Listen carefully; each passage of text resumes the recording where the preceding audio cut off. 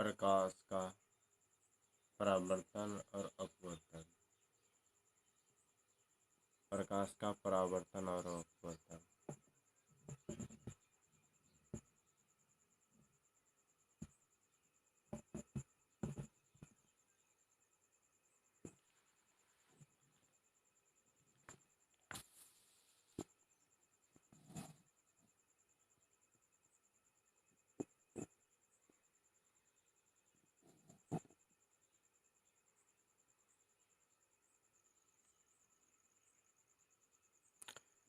देखिए, प्रकाश का परावर्तन और अपवर्तन आपको उतना अच्छा से दिखाई नहीं देता है, तो हम बोल रहे हैं, उठो लिख लो। सबसे पहले हमको जानना है कि प्रकाश क्या है। तो प्रकाश एक ऊर्जा का रूप है जिसकी सहायता से हम वस्तुओं को देख सकते हैं। यानी प्रकाश उसको कहा गया कि वस्तु को जो देखते हैं तो हम किसकी सहायता से देखते हैं, तो प्रकाश की सहायता से देखते हैं, लाइट की सहायता से देखते हैं। तो बस प्रकाश उसी को कहता है। अब यही बात है कि अब हमको वस्तु दिखाई देता है कैसे। तो वस्तु जो दिखाई देता है हमको, तो जब वस्तु दिखाई देता है तो वस्तु दिखाई देता है तो कैसे देता है, जब वस्तु पर प्रकाश गिरता है। ये गिरता है या पड़ता है? जब वस्तु पर प्रकाश गिरता है तथा वस्तु प्रकाश को परिवर्तित कर देता है। जब वस्तु के ऊपर प्रकाश जाता है और वस्तु ने उस प्रकाश को परावर्तित कर देता है, और परावर्तित करने के बाद आँख में जाता है, और आँख में जाने के बाद जो वस्तु पर प्रकाश पड़ा उसका प्रतिबिंब आँख में छोटा छोटा बनता है, तब हम वस्तु को देख सकते हैं। प्रकाश की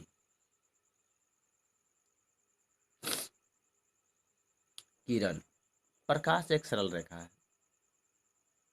प्रकाश जब भी गमन करती है एक सरल रेखा पे गमन करती है। अब किरण पुंज जाना है कि किरण पुंज कितने प्रकार का होता है। तो किरण पुंज जो है, किरण पुंज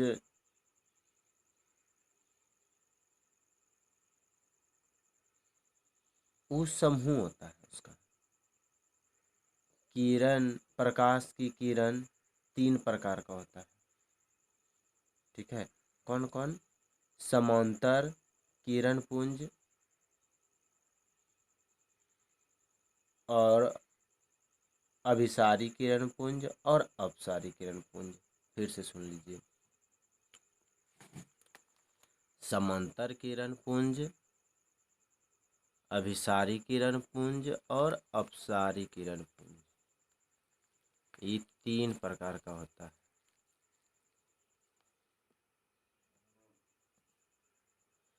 पहला समांतर किरण पुंज, सभी किरणें एक दूसरे के समांतर होती है। यानी सभी किरण, ये देख लीजिए यहाँ जो है, यह ईट, एक किरण ई है, दूसरा किरण ई है, तीसरा किरण ई। यानी कि इसमें जो है, देखिए एक समूह जा रहा है समांतर, सब एकदम समान रेखा बन के जा रही। इसको समांतर किरण पुंज कहते हैं। जैसे कि यहाँ लिखा हुआ है, यहाँ समांतर किरण पुंज, किसी किरणों सभी सभी किरण पुंज, सभी किरणें एक दूसरे के समांतर होती है। दूसरा अभिसारी किरण पुंज, विभिन्न दिशाओं से आती हुई किरण एक बिंदु पर मिलती है। देखिए इधर से भी प्रकाश गया, बड़े ध्यान से देखिए, नहीं समझ में नहीं आएगा। इधर से भी प्रकाश गया और इधर से भी गया और इधर से भी गया, सब एक जगह जाके जमा हो गया। इसको हम क्या कहते हैं? अभिसारी किरण पुंज। अपसारी किरण पुंज किसको कहेंगे? एक बिंदु स्रोत से निकल कर किरणें विभिन्न दिशाओं में पड़ी, यानी एक जैसे सूर्य एक प्रकाश का रूप है और वहाँ से जो प्रकाश निकलती है तो अलग अलग यही है। यहाँ मान लीजिए सूर्य है, यहाँ से जब प्रकाश निकली तो इधर गया, इधर गया, इधर गया। ये सब जो है क्या है? अपसारी किरण पुंज।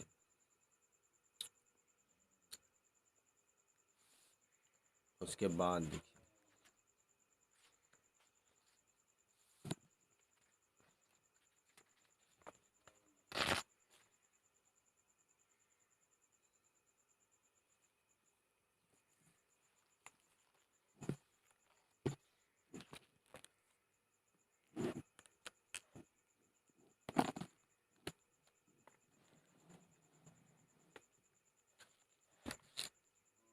देखिए, प्रकाश का पारदर्शक माध्यम। प्रकाश का पारदर्शक माध्यम क्या है?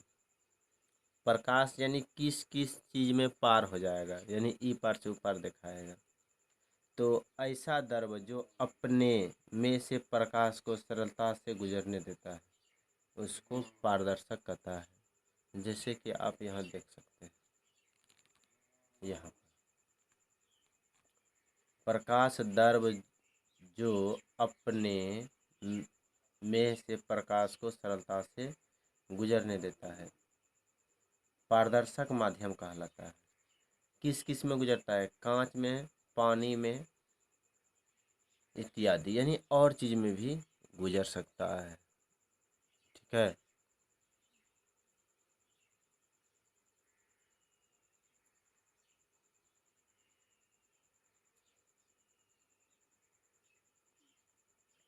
प्रकाशीय, प्रकाशिकी किसको कहता है? विज्ञान की वह शाखा जिसमें प्रकाश की प्रकृति और गुण का अध्ययन किया जाता है। प्रकाशिक यानी प्रकाश का गुण और प्रकृति दोनों का अध्ययन किया जाता है। जैसे देखिए, किरण पराशिकी प्रकाश का वह भाग है जो प्रकाश को किरण के रूप में मानकर उसकी गति का अध्ययन किया जाता है। इसमें हम प्रकाश के परावर्तन और अपवर्तन इत्यादि गुणों का अध्ययन करते हैं।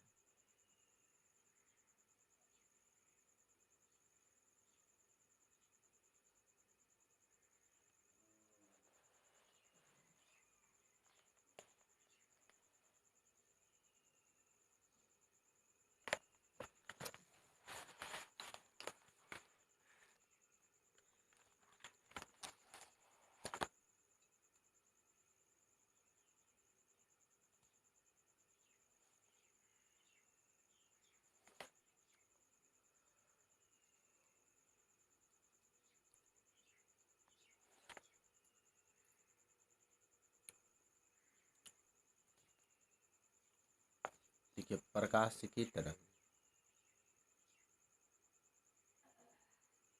प्रकाश का वह भाग है जो प्रकाश को तरंग के रूप में मानकर उसकी गति का अध्ययन किया जाता है। विपरिवर्तन यदि प्रकाश के पथ में राखी अपारदर्शी वस्तु अत्यंत छोटा हो तो प्रकाश सरल रेखा में चलने की बजाय उसके किनारों पर मुड़ने की प्रवृत्ति दर्शाता है। प्रकाश का विपरिवर्तन कहलाता है। यह तभी समझा जा सकता है जब प्रकाश को किरण माने नोट देखिए, कुछ घटनाएं ऐसी प्रकाश विद्युत प्रभाव यानी कृष्ण का विकिरण इत्यादि केवल तभी समझी जब प्रकाश को कण कण मानकर उसकी अध्ययन किया जाता है। आधुनिक क्वांटम सिद्धांत। यह सिद्धांत प्रकाश के कण संबंधी गुणों तथा तरंगों प्रकृति बीच सामंजस्य स्थापित करता है। प्रकाश का परावर्तन। अब देखिए टॉपिक पे आ गए, प्रकाश के परावर्तन है क्या।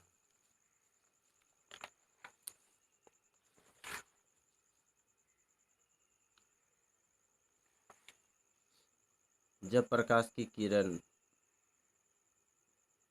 किसी तल से टकराकर उसी माध्यम में वापस मुड़ जाती है तो यह प्रकाश का परावर्तन कहलाता है। यानी कोई माध्यम और कोई चीज़ से टकरा कर वो प्रकाश वापस मुड़ जाती है कोई चिकनी सतह से, उसको हम प्रकाश का परावर्तन के। जब प्रकाश की किरण किसी तल से टकराकर उसी माध्यम में वापस लौट आती है तो प्रकाश का परावर्तन कहते हैं।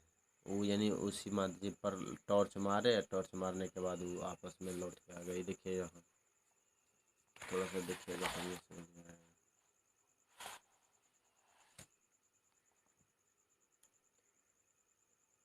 प्रकाश के परावर्तन के प्रकार, यह दो प्रकार का होता है। एक होता है विसरित परावर्तन और नियमित परावर्तन, दो प्रकार का होता है। तो विसरित परावर्तन क्या है? जब प्रकाश रुखड़े पृष्ठ पर अपरावर्तित होता है। रुखड़े पृष्ठ, चिकना नहीं है, चिकनी सतह बोला था ना, यहाँ चिकना नहीं है, रुखड़ापन है, रुखड़ापन, रुखड़ापन। जब प्रकाश खुरदरे पृष्ठ पर आपतित होता है तो उसी माध्यम में सभी दिशा में परिवर्तित होता है। इसे विसरित परिवर्तन कहते हैं। ये बहुत दिशा में परिवर्तित हो जाएगा, कोई इसका दिशा नहीं होगा। इधर से आएगा तो इधर घूम जाएगा, इधर से आएगा इधर घूम जाएगा, इधर से आएगा इधर घूम जाएगा, इधर से आएगा इधर घूम जाएगा। नियमित परावर्तन, जब प्रकाश चलने या जब प्रकाश चिकने समतल पृष्ठ पर आपतित होता है तो उसी माध्यम में विशिष्ट दिशा में परिवर्तित होता है। इसे नियमित परावर्तन कहते हैं। यही है कि ये चिकना सतह है, यहाँ पे ये चिकना सतह है, पूरा चिकना है ये, और यहाँ देखिए रुखापन है नीचे, नीचे चिकना सतह। तो प्रकाश के परावर्तन के नियम,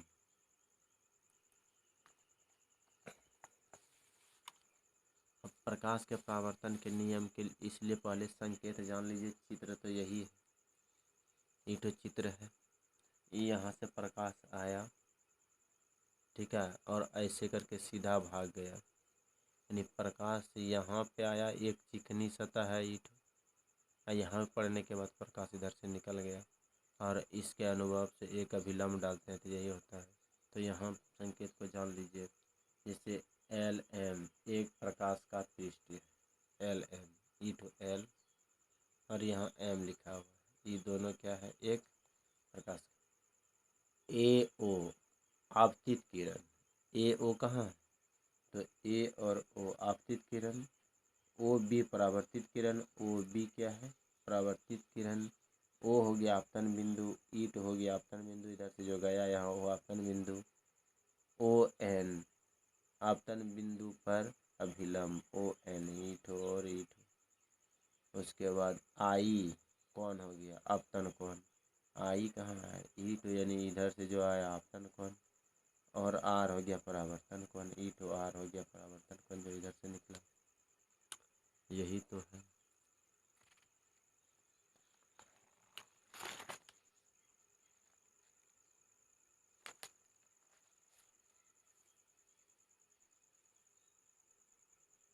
बस आज इतने रहने देते हैं, कल वीडियो बनाएंगे प्रकाश परावर्तन के निम्नलिखित 2 नियम। उसका है कल बताएंगे।